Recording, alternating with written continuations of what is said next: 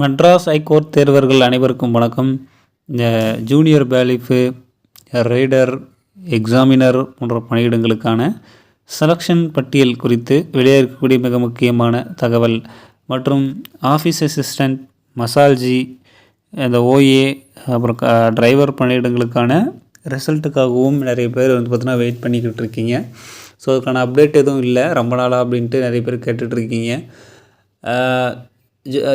Junior bailiff, examiner, reader பணியிடங்களுக்கான selection பட்டியல் பொறுத்த வரைக்கும் தயாராகி கொண்டிருக்கிறது அப்படிங்கிற தகவல் கிடச்சிருக்கு. அதுக்கான ப்ராசஸ் தான் இப்போது போய்கிட்டு இருக்குது.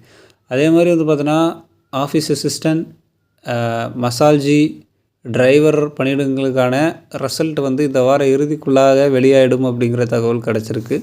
ரிசல்ட்டுக்கான ப்ராசஸும் போயிட்டுருக்கு. பட் ரொம்ப ஹெவியாக இருக்குது ஒர்க் அப்படிங்கிறனால தான் அந்த டைம் டிலே ஆகுது அப்படிங்கிற ஒரு காரணத்தையும் பார்த்தோன்னா சொல்லியிருக்காங்க.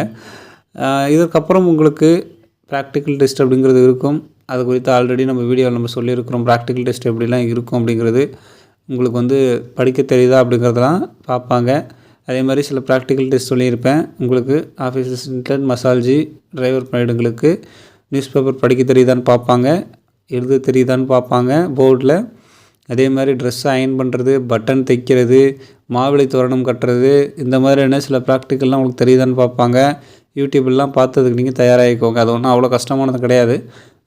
ரிசல்ட் பொறுத்த வரைக்கும் அதான் சொன்னேன்ல, இந்த வார இறுதிக்குள்ளார வந்துடும் அப்படிங்கிற மாதிரி தான் எதிர்பார்க்கப்படுகிறது. ரிசல்ட் வந்தவொடனே உங்களுக்கு ப்ராக்டிக்கல் எக்ஸாமினேஷனுக்கான அந்த ஷெடியூல், அந்த செலெக்ஷன் பட்டியல் வந்துடும். அதனால் நீங்கள் தயார் நிலையில் இருக்கிறது தான் சரியாக இருக்கும்.